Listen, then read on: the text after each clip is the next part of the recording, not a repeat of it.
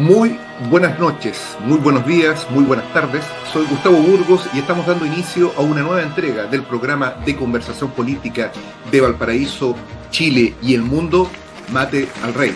Estamos en una jornada invernal porque el invierno aún sigue desde la semana anterior y como ya lo hemos indicado muchas veces, este programa, a pesar de que tiene una condición invernal, tiene una dirección que no es invernal, al contrario, es primaveral, con rasgos veraniegos inclusive, desde la playa californiana de Escondido Beach en Malibú, California, el príncipe de las tinieblas de la comunicación, el gran Sergio Risenberg Cohen. ¿Cómo está, don Sergio?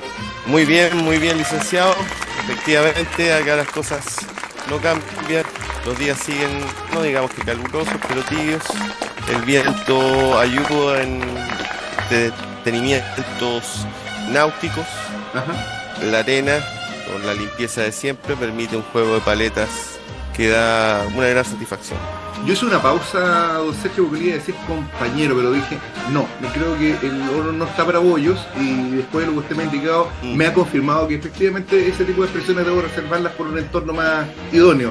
Así que dejémoslo en...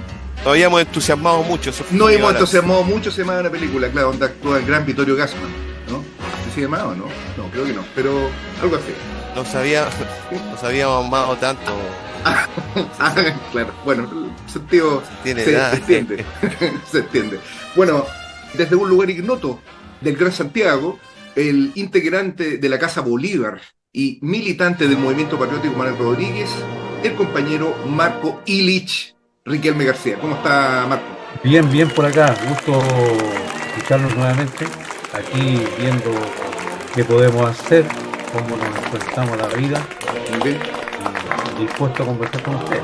Lo vemos con una iconografía renovada, un pañuelo, un kufille palestino y detrás la imagen del gran Vladimir Ilich Ulyanov. Un hermoso fondo. Además, hay un niño Así y es, una así es, guaguita al otro así es. lado. Sí, sí, sí, sí. No, aquí tenemos.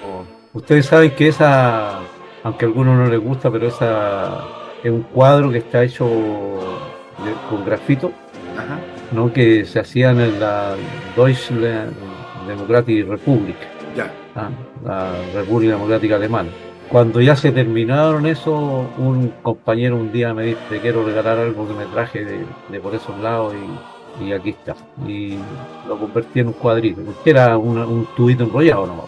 Ajá. Pero siempre es bueno tener a Vladimir Ilich Ulyanov que nos esté cargando de energía. Muy bien. Elocuente ese tipo de pensamiento mágico, que Un bolchevismo místico, creo bolchevismo yo. místico o mágico, podríamos llamarlo también. Muy bien.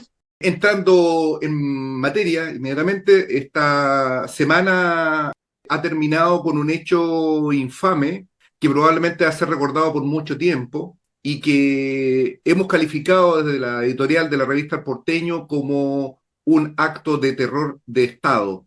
Me refiero al lanzamiento, al desalojo de la toma 17 de mayo, ubicada en la comuna de Cerro Navia, en Santiago. Esta, este desalojo tuvo características especiales, no es el primer desalojo que tiene lugar en el Gran Santiago, son varias las tomas que han sido desalojadas hace poco tiempo, hay algunas inclusive de mayor tamaño, como una toma en Maipú, que fue transmitida por televisión en directo como si se tratase de un reality, en cuya acción el alcalde Bodanovich de esta comuna actuó como una especie de sheriff ordenando estas acciones. En el caso de Cerro Navia, tuvo características especiales por muchas razones. Por cierto, detrás estuvo toda la línea de gobierno, desde el presidente de la República hasta el alcalde cercano al PC de Cerro Navia, Mauro Tamayo, quienes pusieron no solo su disposición política, sino que recursos materiales de soporte en este desalojo. Había vehículos del gobierno, vehículos de la delegación presidencial, de un montón de entidades que son gubernamentales, lo que objetivamente niega esta idea que han difundido desde las altas esferas del Estado, de que esto se trata de simple ejecución de una resolución judicial, como que se tratara de algo doméstico, como que esto es el lanzamiento de una persona que no pagó el arriendo o una cosa. No, esto se trata de algo político en realidad. Esto es algo político primero, por lo que he señalado, materialmente estuvieron involucrados las autoridades gubernamentales. En segundo lugar, La situación de los campamentos de ocupación de terrenos privados fue tema de la campaña, ha circulado profusamente el compromiso del entonces candidato presidencial Gabriel Boric en el sentido de que ninguna toma en lugares privados sería desalojado sin solución habitacional. Bueno, esto no ocurrió así. Es más, el Ministerio de Vivienda, encabezado por Carlos Montes, se encargó, como lo vimos en el programa que estuvimos precisamente con Marco y junto con Emma y Gabriela Bascuñán, se encargó de engañar a los pobladores ofreciéndoles una solución habitacional a cambio de que firmasen un documento en que aceptaban ser relocalizados. Esto, digamos, resultó ser solamente un ardid para dividir el movimiento, para desmoralizar y, en definitiva, una vez que este acuerdo se suscribió, el Ministerio de Vivienda, el gobierno, se desentendió de la promesa que había efectuado. No hay solución habitacional para los pobladores en la toma 17 de mayo y ellos fueron arrojados, tal como lo habíamos previsto en este programa, arrojados de manera brutal, con maquinaria pesada, fueron destruidos las casas, muchos de los enseres y muebles que eran guarnecidos por estas viviendas fueron destruidos y la acción de carabineros comenzó en la oscuridad de la madrugada, se cerró el lugar, se impidió a la gente salir y se empezó a lanzar bombas lacrimógenas. Esto no ocurrió en Gaza, ocurrió en Santiago de Chile y fue una acción en la que resultaron afectados el conjunto de los pobladores, más de 200 familias, estamos hablando de cerca de 1 millar de pobladores, que tenían una rica organización comunitaria, una escuela popular, tenían unas canchas, tenían talleres, tenían huertos, tenían todo lo que hace a la vida comunitaria.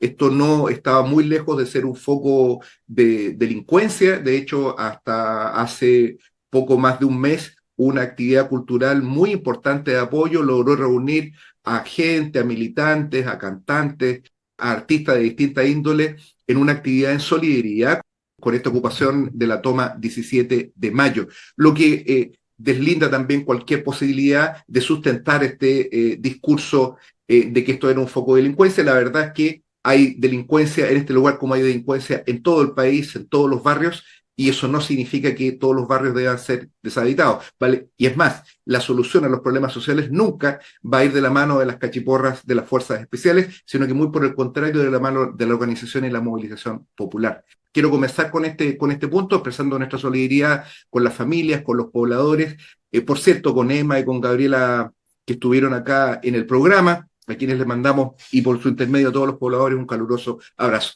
Ese es el principal hecho, hay muchas cosas más que han ocurrido, pero me parece que este es un signo de los tiempos.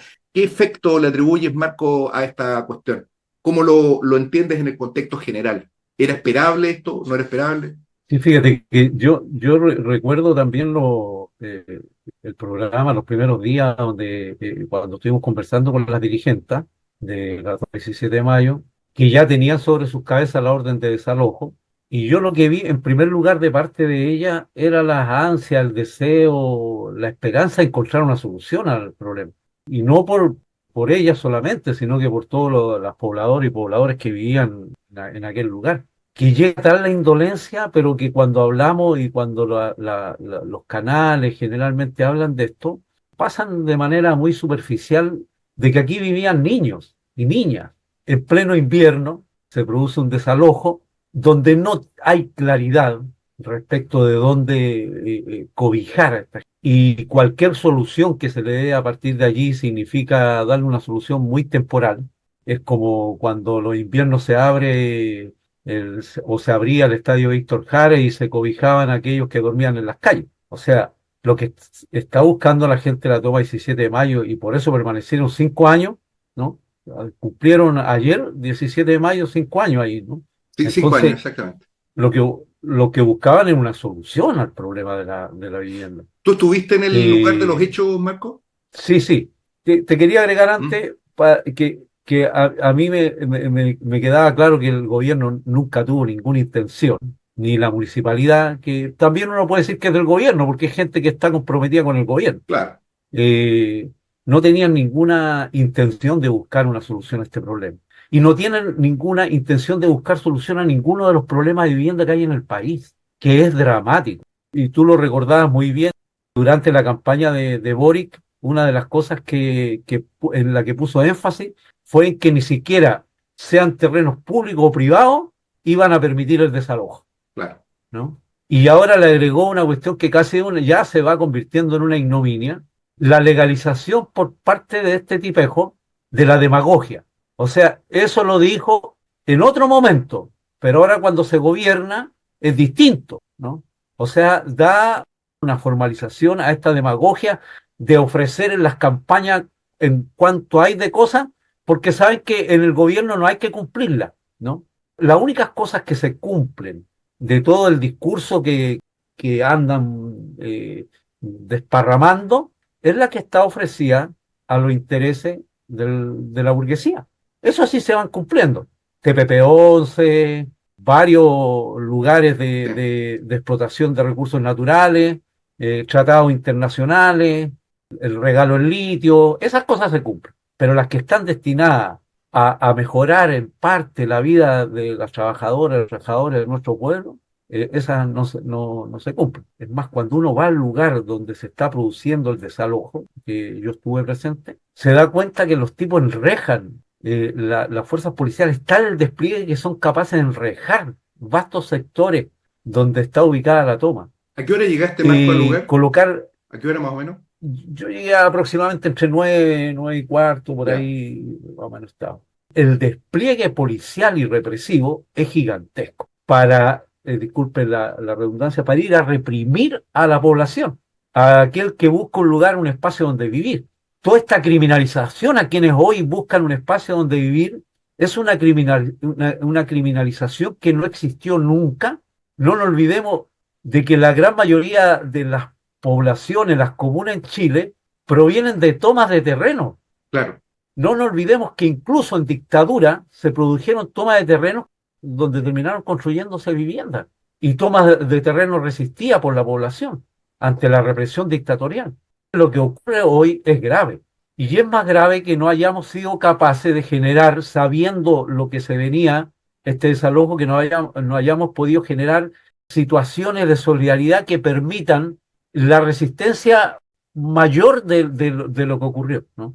Y que sirva como ejemplo a los cientos de miles que permanecen en toma y que están con la espada de Damocles encima esperando el desalojo. Porque aquí el negocio de las grandes inmobiliarias, de los grandes vendedores de terreno, de las grandes constructoras, tiene chip libre en este gobierno. Que yo creo que es el peor gobierno de derecha que hemos tenido después del término de la dictadura. Yo le daría también un lugar especial al alcalde de la comuna, Mauro Tamayo. al Mauro Tamayo, que según los propios pobladores y pobladoras, fue uno de los principales artífices del desalojo de la toma. O sea, fue el que se la jugó porque se desalojara la toma. O sea, en palabras de los pobladores, es el verdugo de las familias pobladoras que necesitan un espacio donde vivir. Un acto de Y campaña, además, me seguramente imagino. está, exacto, es un acto de campaña destinada a decirle a los demás pobladores que están en el alrededor: mira, sacamos estos que metían bulla, estos que no son de aquí de la población, estos que se vinieron a tomar, porque yo lo he visto también en televisión, a Mauro Tamayo, y el nivel de criminalización que sale de su boca hacia las pobladoras, hacia la gente, hacia los que sufren, es gigantesco. Y hay que decir de que él está con el gobierno, fue en alguna vez, creo, comunista, después se hizo independiente, después progresista, después andaba con igualdad. Son transformistas de la política. O sea, al final son Mm. un montón de gente oportunista, ¿ah? Con un ego gigantesco, y lo malo que ese ego hace factible que en estos momentos 100, 200 familias sean lanzadas a la calle sin ningún miramiento. Bueno, hay una cuestión que es indudable, y es que esta situación tiene un efecto político sobre el conjunto del movimiento. Creo que esto es una señal que debe ser observada con alarma. Yo comenzaba la intervención diciendo que esto era un acto de terror, y aquí hubo una escenificación, esto es una demostración de poder. Esto es la recuperación de un terreno para una inmobiliaria que es la Guzmán Nieto. Los medios hablan de que una señora, dan a entender de que una señora. Lo que nos dicen es que esto es una sucesión, una gran inmobiliaria que es dueño de cerca del 70% de los terrenos al norte del Gran Santiago.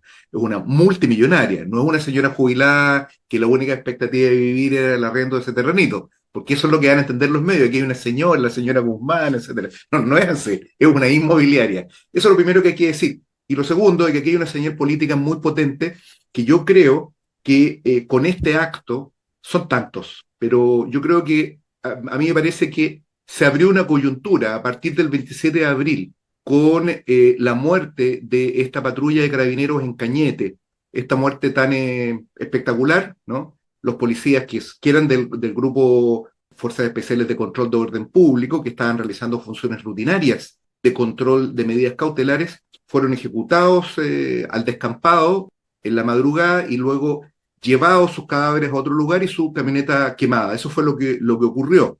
Eso abrió paso a un proceso, a una ofensiva represiva sin precedentes, en la que se ha legalizado las formas de represión que tuvieron lugar durante el levantamiento popular de octubre del 19. Las modificaciones a la regla de uso de la fuerza permiten hacer uso directo e inclusive al rostro de manifestantes si el policía así lo estima. Amparado además por la inmunidad de Laín Retamal, con esta otra norma ya el círculo se completa y toda aquella represión que ocurrió durante el estallido ahora va a ser legal para impedir de que se pueda accionar como en este momento se ha accionado respecto al general Yáñez con el fundamento jurídico. Estaríamos en presencia de actos de lesa humanidad porque eso es lo que son. Por un lado está eso y por otro la legislación antiterrorista, las modificaciones introducidas por el gobierno a la ley de Pinochet construyen la figura de la organización terrorista, que es aquella organización que desconoce la institucionalidad y que tiene caracteres subversivos, que se plantea actuar en el terreno político por fuera de los cauces internacionales, y eso es considerado terrorista.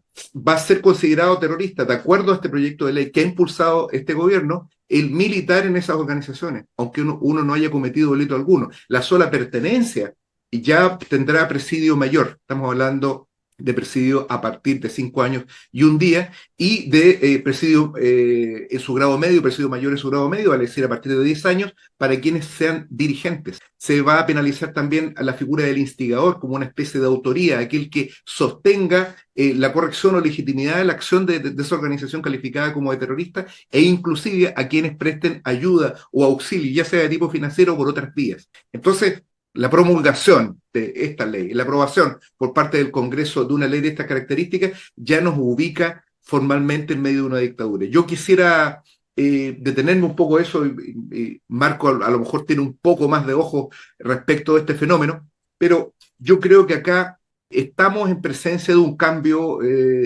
político muy profundo. Antes del golpe del 73, buena parte de la izquierda militante sabía que el golpe era inminente. Sorprendieron las cosas que no habían ocurrido usualmente, pero sin duda alguna de que esto fue un hecho que era percibido, se captaba de que esto iba a ocurrir. De hecho, esta es una cuestión que permitió que mucha gente pudiera sustraerse del accionar represivo, y de hecho fue la conducta de los partidos lo que impidió que hubiese algún tipo de resistencia. Eso, digamos, fue una cuestión fundamentalmente política, y la derrota del 73 tiene que ver con eso, con una derrota política de algo que era absolutamente previsible. La política de no a la guerra civil sostenida por el Partido Comunista era porque veían que esto era inminente. La carta a los cordones industriales al presidente Allende de igual manera preveía como algo inminente, esta carta es de una semana antes del golpe, la llegada del fascismo. En este caso también, yo creo que es importante advertir de que nosotros estamos en un viraje de la situación política en que programas como este y mucha actividad de difusión de ideas revolucionarias van a tener que evaluar su continuidad merced a esta acción represiva sin precedentes. Estas medidas que se están tomando son medidas que no solo repugnan a cualquier orden democrático y a la libertad de expresión, porque la libertad de expresión es el decir, el organizarse y el movilizarse, no es solamente una cosa de manifestar alguna opinión, pero hasta el manifestar opiniones comienza a ser penalizado. Y esto tiene como corolario los actos manifiestos de impunidad para los poderosos. La situación de General Yáñez, la liberación de Sergio Muñoz, el director de la PDI, y la escandalosa la escandalosa absolución por el delito de lavado de activos al general Fuentealba, conforman un contexto de que por un lado hay mano dura para el pueblo, al pueblo se le corre bala, se le encarcela, como ocurrió a 23 años, como es el caso de Héctor Yaitul, en una condena inequívocamente política, y a los poderosos se les da inmunidad y además se les subvenciona. Hay gran capitales subvencionados, como ocurrió con la ley de ISAPRES, que en un acto que parece el salvataje que le dio Pinochet a la banca, se le está dando una multimillonaria financiamiento a entidades que no prestan ningún tipo de apoyo a la salud pública, sino que solamente sirven como negocio y a consolidar la idea esta del sistema de multiseguro, que es la vieja aspiración para privatizar completamente el sistema de salud. Ese me parece que es como el signo más elocuente de este periodo. Saliendo ya un poco de la situación misma de la toma, yo creo que hay un viraje acá. ¿Risenberg quería decir algo? Sí, dos cosas. Una, que estaba viendo la biografía, por decirlo así, de Tamayo. Uh -huh. Tamayo viene de una generación, digamos, de comunistas que es bastante sospechosa su real pertenencia a la cultura comunista incluso. Tamayo llegó a ser secretario general de las Juventudes Comunistas y formó parte del comité ejecutivo de la J. Fue secretario de la J en la Universidad de Chile. Y yo creo que a pesar de que se peleó con el partido y llegó, pero llegó al partido por el pacto con el PC, o sea, el PC lo apoyó. La toma a Sí, mí me parece que marca también una diferencia grande, y también lo conversamos en Camarines, que es esta ambivalencia del PC, esa pata imaginaria en la calle con la otra pata en el Estado, como que ya es evidente que el Partido Comunista ha sido y ha respaldado la represión sobre trabajadores indemnes. En ese sentido, es un elemento bisagra que podría explicar un cambio más profundo de la situación política. Cuando hablamos de que avanza este Estado policial, y uno mira a Latinoamérica y mira a Perú, por ejemplo, mira a Ecuador, los sí. pasos que se están dando en Argentina, ya nos damos cuenta que este es un plan, al menos al parecer regional. Pero si uno ve un poco más allá, está ocurriendo en todas partes. Se abren, parece, unos tiempos bien oscuros. En particular en Ecuador, comenzó con una guerra contra el narco matando gente, el narco poniendo bombas. Yo la verdad tengo que ser bien sincero, yo no me extrañé, me pareció eso, da más cuenta de una obra preparada, un escenario preparado, que de un hecho, me pareció muy sospechoso. Y ahora en Chile ha aparecido las amenazas del Tren de Aragua, de poner bombas. En los tribunales. Claro, yo no quiero ser muy negativo, pero yo creo que la gente en Chile no se imagina que Chile puede llegar a situaciones como las que hay en Ecuador, de los milicos en las calles, de mucha gente detenida, y la verdad es que de una dictadura con rango civil. Y Chile lamentablemente avanza en ese camino. Esperemos que en algún momento haya una respuesta del parte de la gente.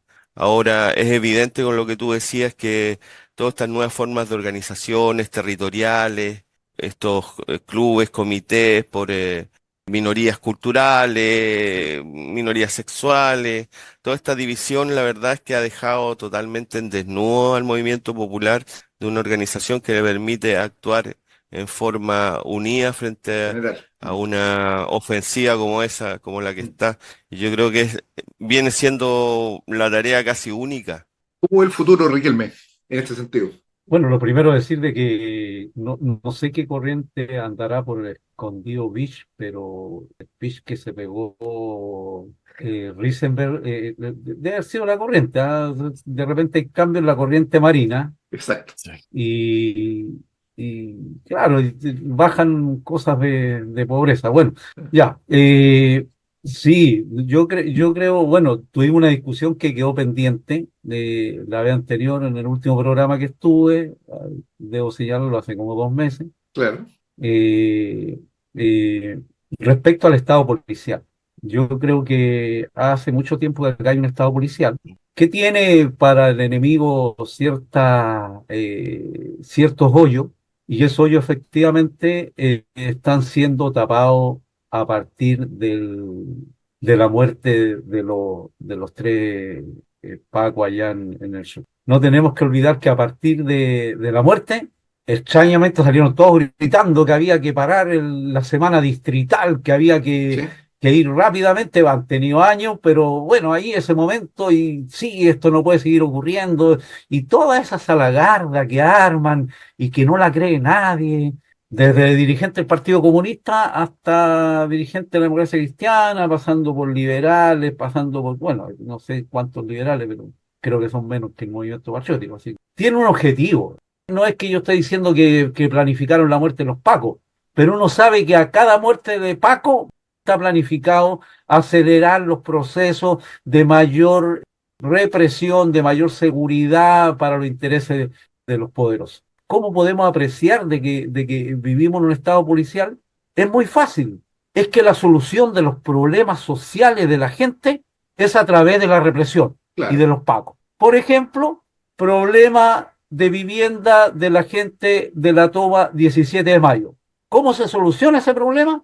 Mandando a los pacos de manera brutal a reprimir y a desalojar a la gente. ¿Cómo se soluciona el problema educacional de los estudiantes secundarios, de los estudiantes y de las estudiantes de enseñanza media?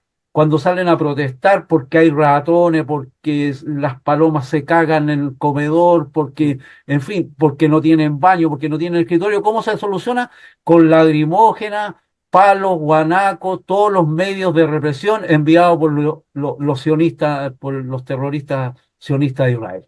Y para eso el caballo de batalla es que todo eso se hace porque todas estas situaciones, la toma, los estudiantes secundarios, los trabajadores y trabajadoras ambulantes, son focos de delincuencia. Ese es el caballo de batalla. La ley antiterrorista, por ejemplo, que ahora se está perfeccionando con todas las indicaciones, efectivamente pertenecer a un grupo, en fin, todo eso, pensar de una manera va a ser reprimido. No hay que olvidar que la ley 18.314, la ley usted se antiterrorista, sabe bien el número, ¿eh? sí, sí, sí, me Sí, lo sé bien, me lo sé bien. Me lo sé bien porque el que la impuso fue la dictadura, por el año 1983 salió más o menos, tal cual. y por el año 84, 85 se empezó a, Aplicar. a aplicar. Entonces esa ley, en lo sustancial, era una ley que defendía a la dictadura. O sea, no se puede atentar contra el jefe de Estado, no se puede atentar contra la familia del jefe de Estado, no se puede atentar contra la familia de los funcionarios de gobierno, no se puede atentar contra los organismos militares ni contra los altos mandos militares, en fin, se fue.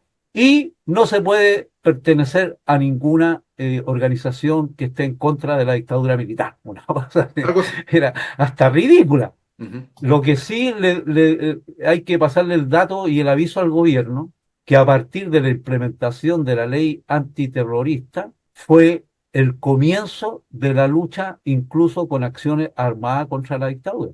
O sea, el encierro definitivo del pensamiento fue para muchos la necesidad de pasar a la acción.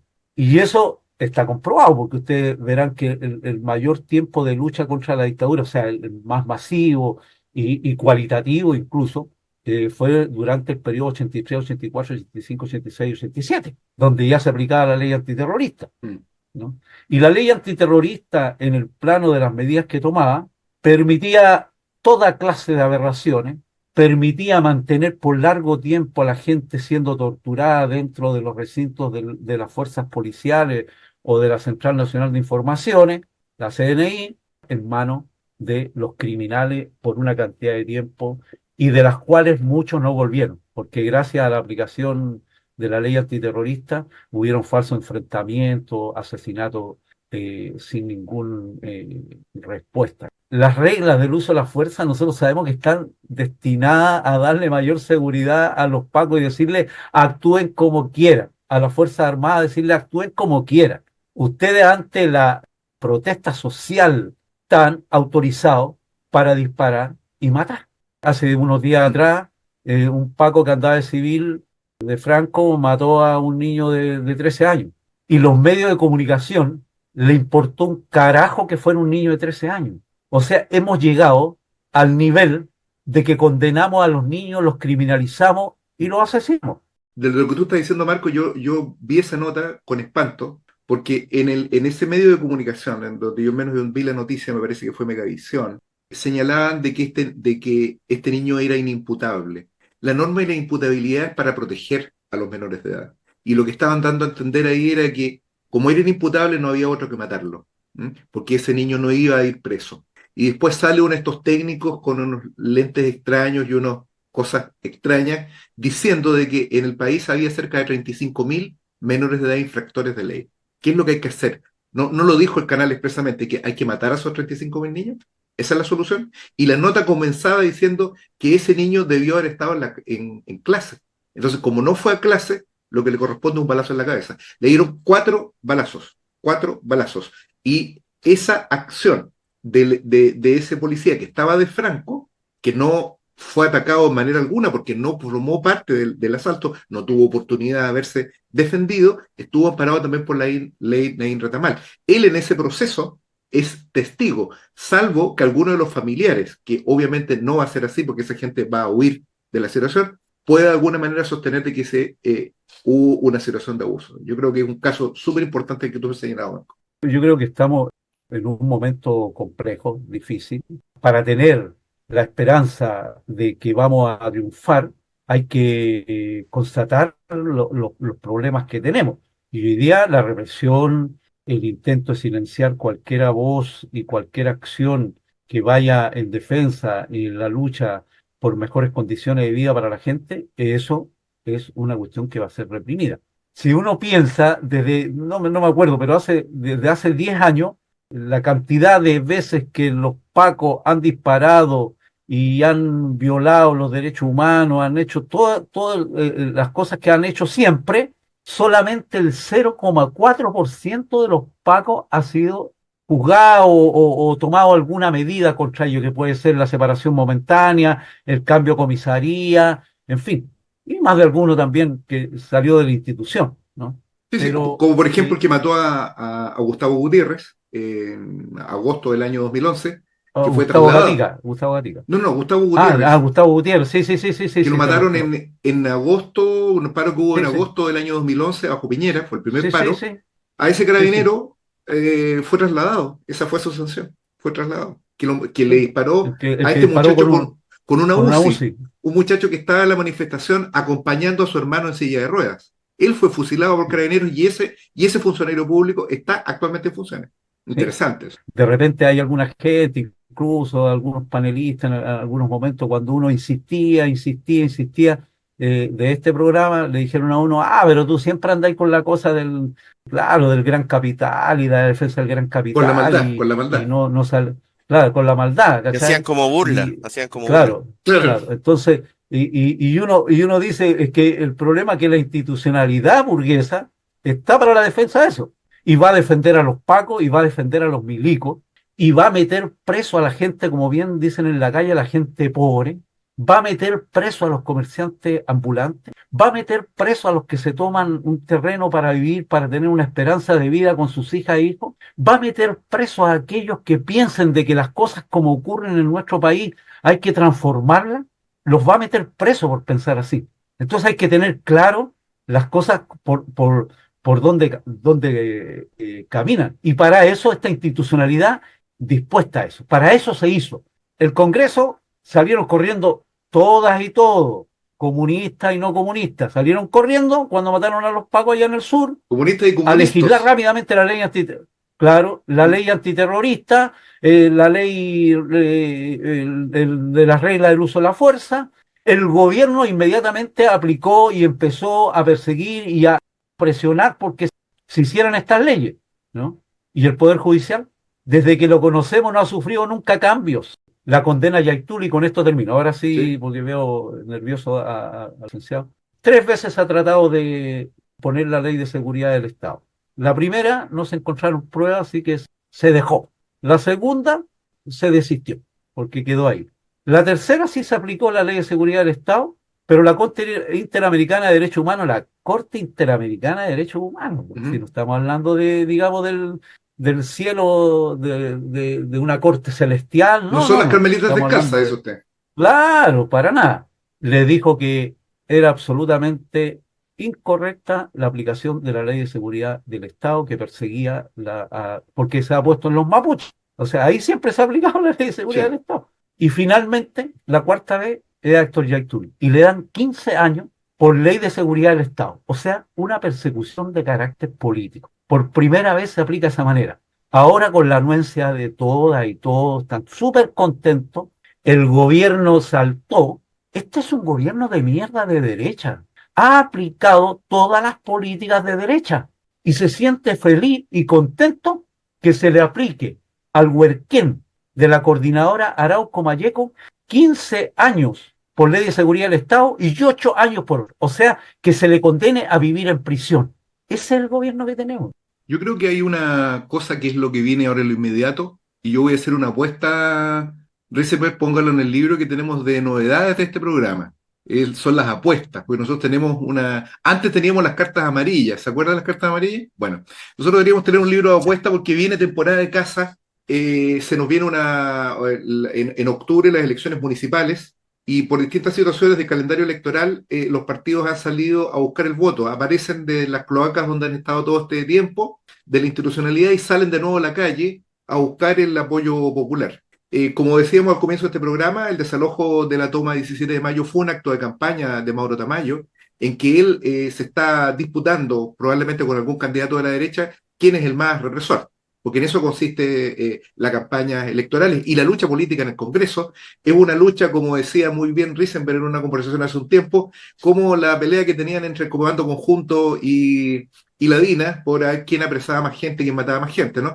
Como que rivalizan frente a la burguesía, frente al poder, quién es más eficiente en la contención del régimen, en impedir las movilizaciones. Esto es un hecho que no es discutible, esto es así, cosa de que observemos cuál es el tenor de las discusiones en el Parlamento. Si uno escucha hablar a un parlamentario y tiene que buscarlo en Google, y es muy difícil inclusive que salga el partido por el cual integra, porque hasta los discursos se han unificado. Nosotros hemos regresado mucho sentido al siglo XIX, hemos regresado al siglo XIX, acá ya no hay derecha o izquierda, en realidad hay conservadores y liberales, ¿no? Peluconi y Pipiolo, deberían llamarse así. El gobierno debería volver a ser los antiguos pipiolos, porque la verdad es que no hay ningún tipo de expresión popular, y esto tiende a formarse en un régimen bipartidista, que es lo que anticipa los rasgos de esta nueva dictadura civil. Yo creo que va a ser el elemento más distintivo. Pero aquí es lo que quería ir yo. Ahora vienen las campañas.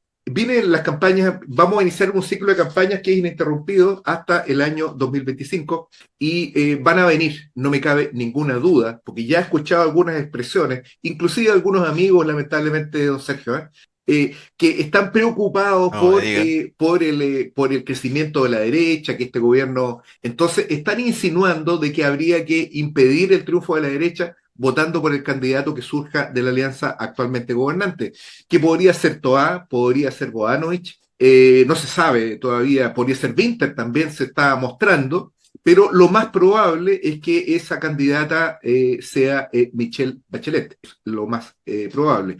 Y la argumentación que se va a sostener desde la votación por el más insignificante de los Mauros Tamayo hasta la candidatura a la presidencia va a ser ese, de que es necesario impedir el triunfo de la derecha. Eso es muy importante, que mantengamos viva esta discusión, porque tenemos que refrescarle a todos los compañeros, a toda la gente de izquierda, a la gente de las organizaciones populares, las organizaciones de base, de que la única manera de detener el avance del régimen, el avance de la burguesía, es mediante la autoorganización, mediante la conformación de organizaciones independientes, y que apunten a una salida de movilización y de lucha ante la crisis social, que no hay vías institucionales para la resolución de los grandes conflictos sociales que tienen en este momento los trabajadores en todo el país. Esta situación, que es presentado como una crisis de seguridad y la delincuencia, es la perspectiva que tiene el régimen, que tienen los poderosos, para caracterizar la profunda crisis social que hay en este momento en el país, y que tiene que ver con la falta de acceso a la educación, a la salud, a trabajo digno, a vivienda, de la inmensa mayoría de los trabajadores de este país. Esa es la realidad. Eso es lo que empuja a la gente a vender en las calles, eso es lo que empuja a la gente a tomarse terrenos, eso es lo que empuja en el sur a las comunidades mapuche a enfrentarse con las forestales. Es la miseria, es el orden capitalista el origen de toda esta situación. Entonces, me parece que es importante también ver hacia dónde va esto. Nosotros vamos a enfrentar coyunturas electorales.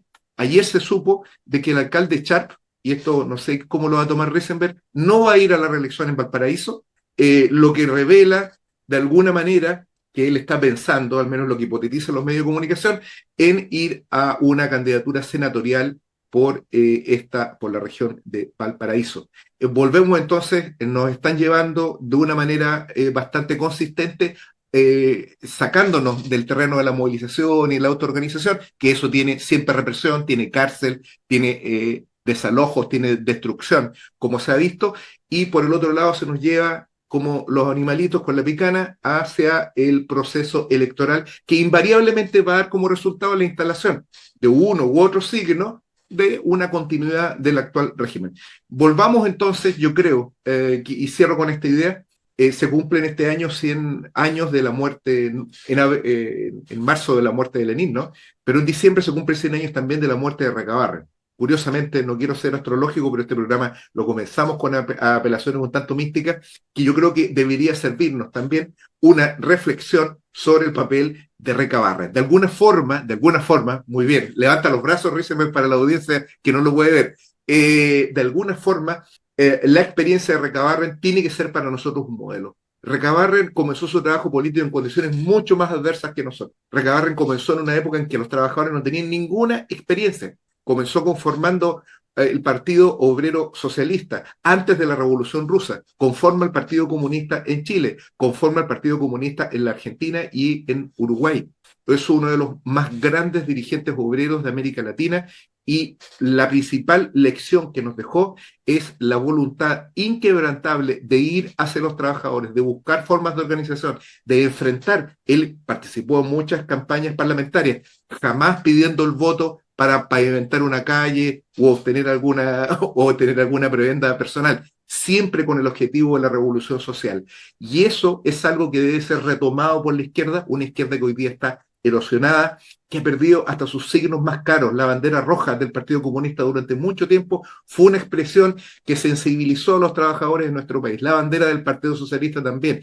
Esos referentes políticos hoy día están totalmente destruidos como referentes de los trabajadores. Los dirigentes de estos partidos son funcionarios del Estado implicados en actos de corrupción y aparecen algunos de ellos reclamando una persecución judicial, como si el gran problema que hubiese acá es que a algunos u otros se les sacan algunos trapitos sucios o dejando de ver el problema general que ocurre en el país. ¿Risenberg decía algo?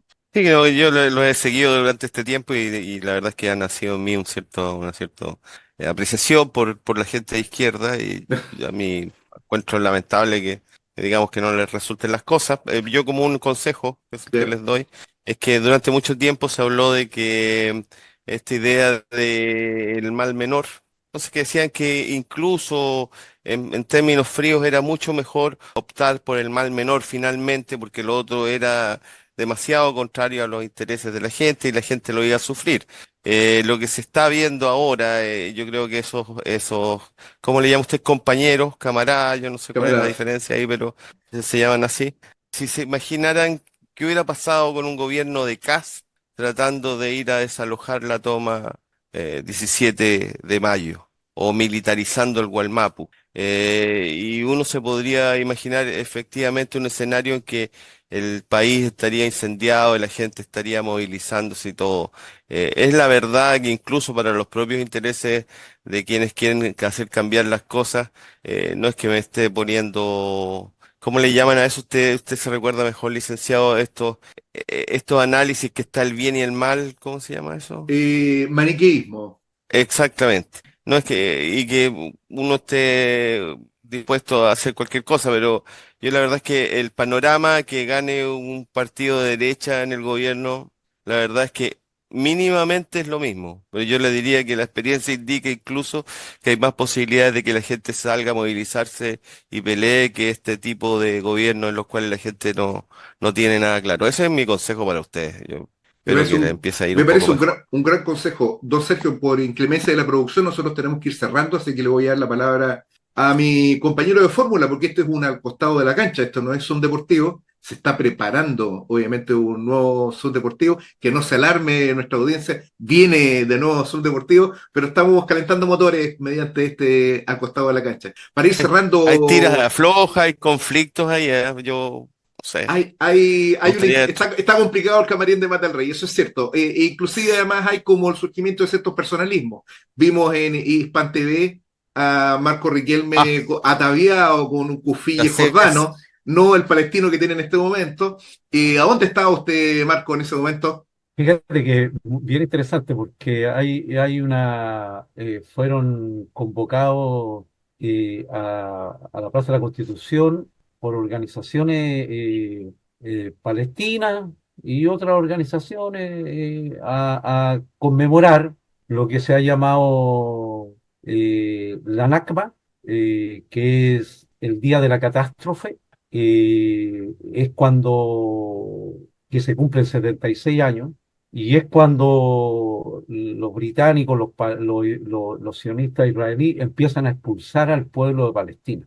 Y eso ha durado 76 años. O sea, no Desde es cosa menor. 1948. Y exactamente. Se ha hecho con el asesinato, el robo del territorio, la violación, el infanticidio que cometen. Y más que nadie podemos ver en el último tiempo, más de 20.000 niños a esta altura de la vida han sido asesinados, niños y niñas. Entonces se llamó a conmemorar ahí. Y llegó gente. Después de eso fuimos hasta la casa de la Universidad de Chile, donde hay una campe afuera para expresar solidaridad. Lo que llama la atención son algunos personajes que van ahí. Porque uno cuando está pensando en Palestina, está pensando en la injusticia que se ha venido cometiendo en estos años Ujú. y está pensando en que Palestina debe tener su territorio, debe estar en libertad. Y en el caso nuestro, estamos pensando que debe tener la libertad y esa libertad debe ser con justicia social. O sea, no estamos pensando de que el territorio palestino se debe liberar para que después vengan un grupo de palestinos ricos a lo mejor a explotar a los otros palestinos que son más pobres. O sea, eso nosotros no lo imaginamos.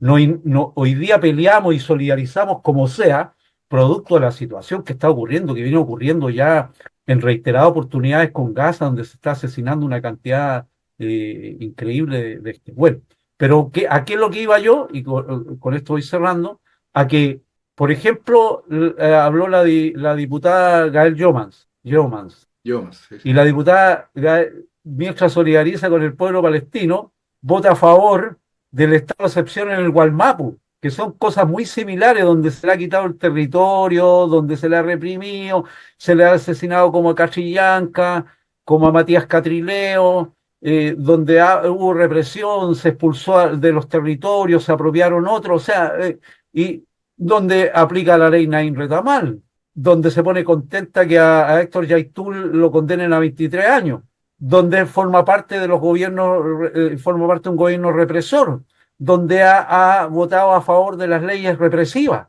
donde ha votado a favor de la ley de ISAPRE, ¿no? Esa que le condena por 13 años y le permite a la ISAPRE subir los precios de la ISAPRE Can- para que lo que te debe se lo pagues con la misma plata tuya. Una huevada, una locura en este país en estos momentos. Es una locura. Es una locura el perdonazo. Y algunos hablan ni siquiera de 2.000 millones de dólares, de 1.500 millones de dólares, hablan de 4.000 millones de dólares robados por esta gente. Bueno, pero esa gente va para allá a solidarizar. O encontramos a este loro, había un diputado que en los tiempos de la Unidad Popular, Araya, que es padre de los Arayas de ahora, parece, ¿no? ¿Ya? Pedro Araya se llama, Pedro Araya, claro. diputado demócrata cristiano, que le Demócrata cristiano decían por el el loro norte. bruto, ¿no? Por el norte. Claro, exacto. El loro bruto le decía, ¿no? Porque bla, bla, bla, bla, bla, bla, bla, bla. Y estos son iguales.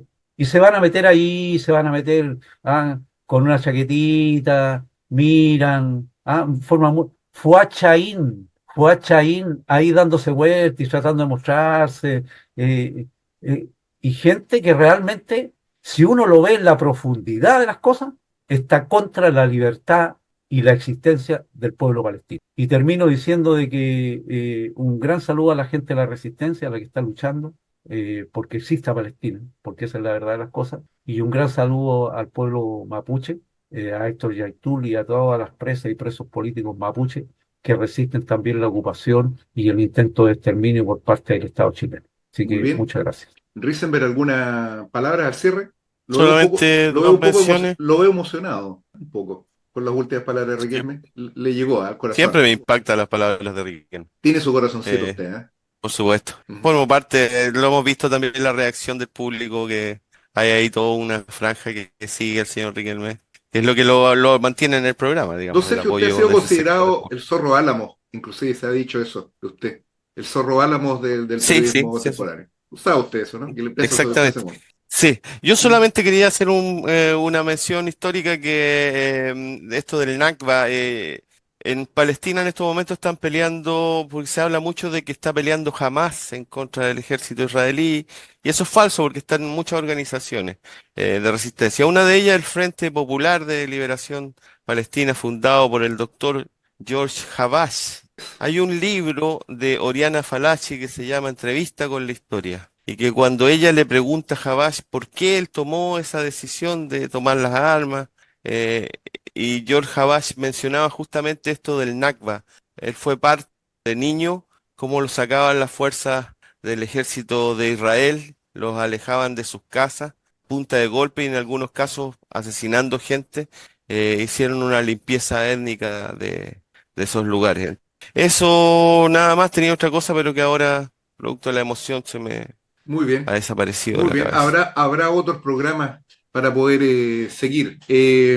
Bueno, Ojalá, pues, ojalá, no, donde no, sea sí, invitado. los habrá y vuelve es un deportivo para toda nuestra audiencia. Quiero subrayar el carácter que tiene este programa. Este es un programa que mm, yo creo, si nosotros vemos, nosotros sacamos la editorial ayer de la revista El Porteño y dentro del artículo citamos como documento la entrevista a las dirigentes de la toma 17 de mayo. Me parece que muchas de las cosas que se dijeron ahí resultaron proféticas. Eso significa que, al menos en nuestro análisis general, no estamos tan errados y los hechos se desenvuelven de la manera Ujú. como nosotros lo observamos. Creo que también acá hay una discusión que invitamos a nuestros auditores a participar de ella, ¿no? Acá hay una discusión muy importante respecto del signo del proceso, ¿no? Dejar de ver simplemente las cuestiones externas, superficiales de la coyuntura, de la opinión pública, moldeada por los medios de comunicación y meternos en el gran proceso histórico que estamos viviendo.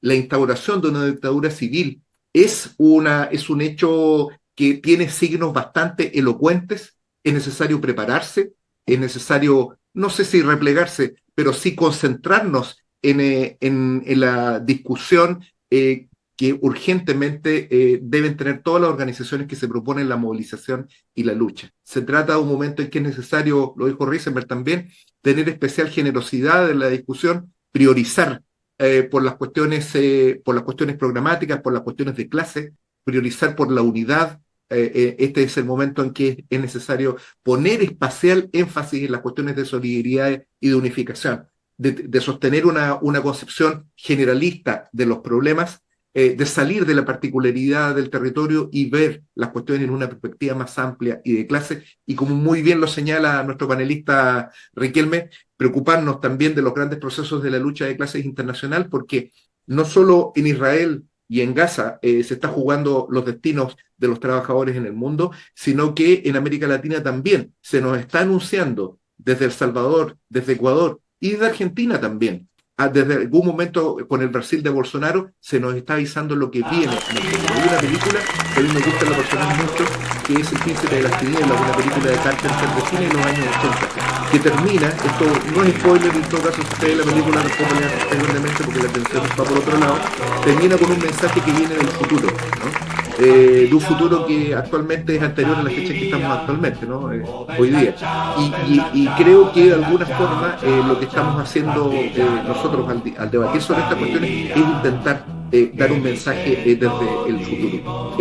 Contándome debidamente facultado por nuestro director Sergio Risenberg Cohen, pongo término a las sesiones de este importante programa político Mate al Rey, no sin antes invitar a quienes nos han visto a que se suscriban al canal, hagan clic a la campanita hasta ponerla en rojo, de manera de que sepan cada vez que nosotros subamos nuevos contenidos a la red, a reventar el botón de like, a comentarlo en lo posible elogiosamente, y si no es posible que esto sea de manera elogiosa, que sea con la debida altura de miras en el entendido, y que las cuestiones que han sido debatidas acá, que han sido planteadas acá, no son verdades reveladas, sino que muy por el contrario son el insumo necesario para la discusión política de la cual McElroy aspira a conformarse como una barricada.